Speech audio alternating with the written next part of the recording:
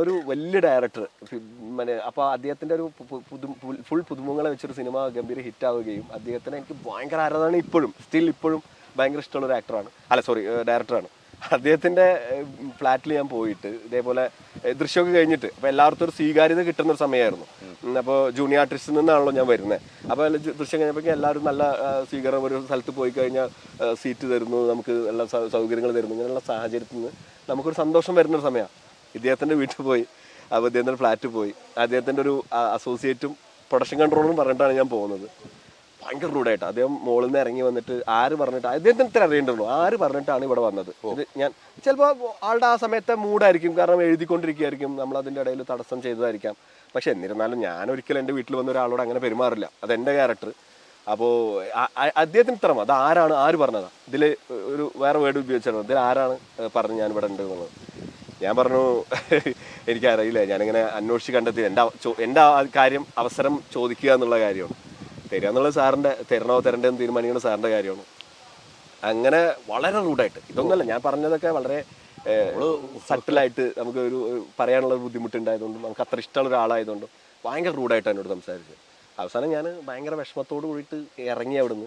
ലിഫ്റ്റിൽ കയറിയപ്പോൾ ഒരു അർജന്റീന, എപ്പോഴും നല്ല ഓർമ്മയുണ്ട്, അർജന്റീനയുടെ ജേഴ്സിയിട്ട് 2 കുട്ടികൾ നിൽക്കുന്നു. അവരിങ്ങനെ നോക്കുമ്പോൾ അത് അങ്ങനെയൊക്കെ പറഞ്ഞിട്ട് ആക്ടർ ആയതുകൊണ്ട് തിരിച്ചറിഞ്ഞപ്പോൾ എനിക്കത് സഹിക്കാൻ പറ്റിയില്ല. കാരണം എന്താ വെച്ചാൽ നമ്മളൊരു സാധനത്തിലേക്ക് ഇങ്ങനെ വന്നുകൊണ്ടിരിക്കുകയാണെന്ന് തോന്നുന്ന ഒരു സ്ഥലത്ത് നിന്ന് ഫുൾ ഓഫ് നമ്മളെ ഉള്ളിൽ നെഗറ്റീവ് അടിച്ച് കയറ്റിയിട്ട് നമ്മളെ ലിഫ്റ്റിൽ നിന്ന് ഇറക്കുകയാണ് താഴത്തേക്ക്. അത് കഴിഞ്ഞ് അതിൻ്റെ പോസിറ്റീവ് വശം എന്ന് പറഞ്ഞാൽ ഞാൻ പുറത്തിറങ്ങി കഴിഞ്ഞ് നേരെ തൊട്ട മുന്നിൽ വേറെ ഫ്ലാറ്റ് ഉണ്ട്. ആ ഫ്ലാറ്റിൽ ഒരു ഓട്ടോക്കാരൻ വന്ന്, കൊച്ചിയിലാണ്, മഹാദേവ ക്ഷേത്രത്തിൻ്റെ ഓപ്പോസിറ്റ്. അപ്പോൾ ആ ഓട്ടോക്കാരൻ അയാളെ തിരിച്ചു വന്നിട്ട് കുറച്ച് മുന്നോട്ട് പോയിട്ട് തിരിഞ്ഞിട്ട് അളിയ എന്ന് വിളിച്ചു. അപ്പോൾ ദൃശ്യത്തിൽ അളിയ എന്നുള്ളൊരു സാധനമാണ്. അപ്പോൾ അളിയാന്ന് വിളിച്ചിട്ട് അപ്പോൾ കയറി എൻ്റെ വണ്ടിയില്ലേന്ന് ചോദിച്ചാൽ പറഞ്ഞില്ല, ഓട്ടോ ഓടിച്ചാൽ വന്ന് കയറി എന്ന് പറഞ്ഞിട്ട് അങ്ങനെ കയറ്റിയിട്ട് എന്താ ഇങ്ങനെ തിരിഞ്ഞിരുന്നു. എന്താ നിങ്ങളുടെ ഫേസൊക്കെ എന്തൊരു പ്രശ്നം എന്താണെന്ന് ചോദിച്ചു. അപ്പോൾ അങ്ങനെ പൊട്ടി നിൽക്കുകയാണ് ഞാൻ. അപ്പോൾ ഞാൻ പറഞ്ഞില്ല ഒന്നുമില്ല എന്ന് പറഞ്ഞു. നിങ്ങൾ വാ വലിക്കുമെന്ന് ചോദിച്ചു. എന്ന് പറഞ്ഞു ഇല്ല എപ്പോഴൊക്കെ വലിക്കും. എന്നാൽ വാഹനം പറഞ്ഞിട്ട് അവിടെ കുൽക്കി സർബത്തൊക്കെ കിട്ടുന്ന മറൈൻ ഡ്രൈവ് സൈഡ് ഉണ്ടല്ലോ, അവിടെ കൊണ്ടുപോയി പുള്ളിയൊരു സിഗരറ്റ് തന്നിട്ട് ഒരു ഗംഭീര മോട്ടിവേഷൻ ക്ലാസ് എടുത്തു. ആകെ ഒരു 3-4 സെന്റൻസേ പറഞ്ഞിട്ടുള്ളൂ. ഓട്ടോക്കാരൻ ഞാനപ്പോൾ ആലോചിച്ചത് ഓട്ടോക്കാരന്റെ ക്യാരക്ടറും ഈ പറയപ്പെടുന്ന ഡയറക്ടറുടെ ക്യാരക്ടറും തമ്മിലുള്ള ഒരു അന്തരമാണ് ഞാൻ വിചാരിച്ചത്. ഇദ്ദേഹം ഗംഭീര സംവിധായകനാണ്, അതിഗംഭീര ക്രാഫ്റ്റ് ഉള്ള ഒരാളാണ്. ഇത് പാവപ്പെട്ട ഏതോ ഒരു സാധാരണക്കാരനാണ്. അയാൾ എനിക്ക് തന്ന ഒരു സമാധാനം, സന്തോഷമുണ്ട് ആ സമയത്ത് ഏറ്റവും വലിയ അനുഭവമായിരുന്നു എനിക്ക് ലൈഫിൽ മറക്കാൻ പറ്റാത്ത അനുഭവം. അല്ല, അത് എനിക്കിത് കേട്ടിട്ട് എനിക്ക് തന്നെ അങ്ങനത്തെ കുറെ അനുഭവങ്ങൾ അവസ്ഥയാണല്ലോ. ഒരു വീട്ടിൽ കയറി ചെന്ന് ഭയങ്കര മോശം, നമ്മൾ അറിയാവുന്ന, ഞാൻ അനീഷ് സിനിമയിലുണ്ട്, ആദ്യമായിട്ട് പോകുന്ന ആളല്ല, ആദ്യമായിട്ട് പോകുന്ന ആളോടും അങ്ങനെ പെരുമാറാൻ പാടില്ല. ഞാൻ പറയാം, അതുപോലും ചെയ്യാൻ പാടില്ല. അവിടെ നിന്ന് ഒരു ഷൗട്ട് ചെയ്ത് വിടുകയെന്ന് വെച്ചാലേ ഭയങ്കര റൂഡായിട്ട്. പക്ഷെ അയാളുടെ ഇപ്പോഴും ഇല്ലേ അത് വളരെ ആക്റ്റീവായിട്ട് ലാസ്റ്റ് ഒരു പടം ചെയ്തല്ലേ ഞാൻ പറയില്ല ഒന്നും. അല്ല, ഇപ്പം ഞാൻ നോ കമന്റ്സ്. കാരണം എന്താ വെച്ചാൽ എനിക്ക് ചെയ്തു എന്ന് പറയുമ്പോൾ തന്നെ ആള് ഓക്കെയാണ്, എനിക്ക് ഇഷ്ടമുള്ള ആളുകളെ കിട്ടും. ഏറ്റവും നല്ല ഡയറക്ടറാന്ന് പറഞ്ഞു. ഇപ്പൊ ഒരു പടം ചെയ്ത് കഴിഞ്ഞു എന്ന് പറഞ്ഞു. ഇനിയിപ്പോ നമ്മളതിന്റെ പേര് ഞാനും വെളിപ്പെടുത്തുന്നില്ല, പ്രേക്ഷകർ തീരുമാനിച്ചാൽ ആരാന്നുള്ളത്. അതുപോലെ ഇതേപോലത്തെ അനുഭവം കേൽപ്പത്ത് എന്ന് പറഞ്ഞ സിനിമ അനൗൺസ് ചെയ്യുന്ന സമയത്ത്, വലിയൊരു സിനിമയുടെ മറ്റേ ഇതിന്റെ സമയത്താണ് അനൗൺസ് ചെയ്തത്. അതായത് സെലിബ്രേഷൻ നടക്കുമ്പോഴാണ്. ദുൽഖർ ഉണ്ട്, ടോവി ഉണ്ട്, പിന്നെ ഉണ്ണി ഉണ്ട്, ഇവരൊക്കെ ഉണ്ട്, എല്ലാവരും ഇരിക്കുന്നുണ്ട്. അജു, എല്ലാവരും സ്റ്റേജിൽ എന്നെയും വിളിച്ചു. കാരണം മോസിൻ്റെ ആദ്യത്തെ പടമായതുകൊണ്ട് എന്നെയും വിളിച്ചു. സ്റ്റേജിൽ നിന്ന് ഞാൻ 5ാമതാണ് നിൽക്കുന്നത്, ക്യാമറാമാൻ ഉൾപ്പെടെയുള്ള 4 പേര് കഴിഞ്ഞ് 5ാമതാണ് നിൽക്കുന്നത്. ഈ ആൾക്കാരൊക്കെ ഭയങ്കരമായിട്ട് മറ്റേ പാരാട്ടിയിട്ട് ഇദ്ദേഹം അനൗൺസ് ചെയ്തു. ഇതും ഒരു പ്രമുഖ ഡയറക്ടറാണ്. അപ്പോൾ മറ്റേ എല്ലാവരും ഗംഭീര അഭിപ്രായം പറഞ്ഞു, ഇങ്ങനെയാണ് മറ്റേ ഉപ്പില്ലാത്ത ഇതുപോലെയാണ് അജു അത് എന്നൊക്കെ പറഞ്ഞ് ഭയങ്കര സന്തോഷം. അപ്പം ഞാൻ അങ്ങനെ തയ്യാറെടുക്കുകയാണ് മനസ്സിൽ.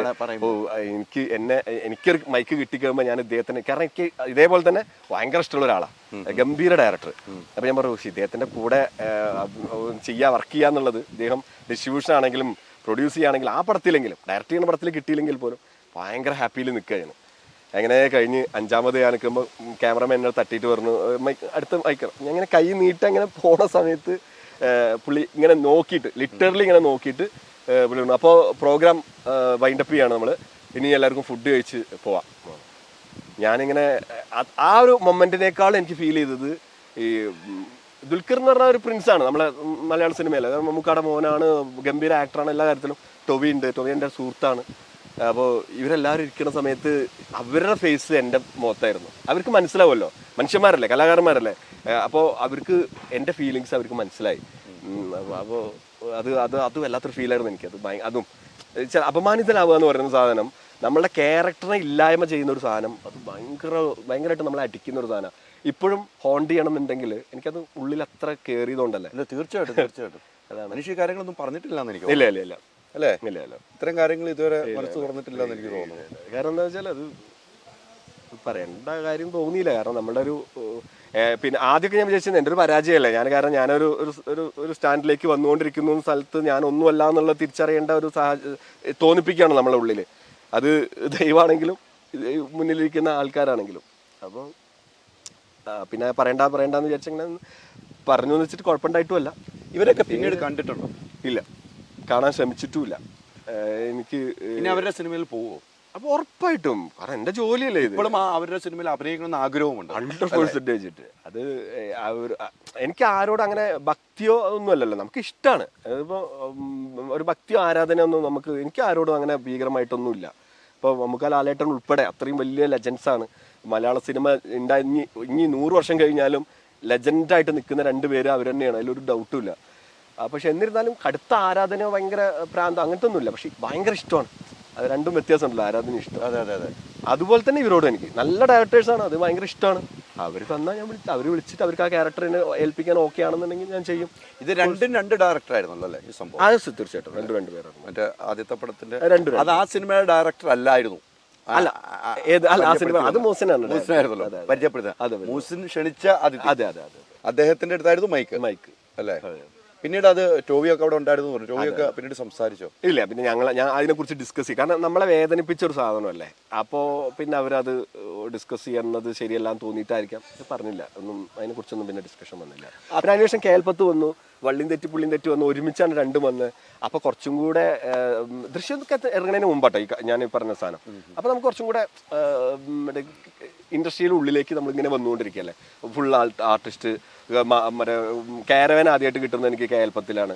അപ്പോൾ അങ്ങനെയൊക്കെ ആകുമ്പോൾ നമുക്ക് ഇങ്ങനെ നമ്മൾ ഇതിൻ്റെ ഒരു ഭാഗം ആയിക്കൊണ്ടിരിക്കുകയാണെന്നുള്ളൊരു തോന്നൽ വരുമ്പോൾ നമ്മൾ ഈ കാര്യങ്ങളൊക്കെ വിട്ടു.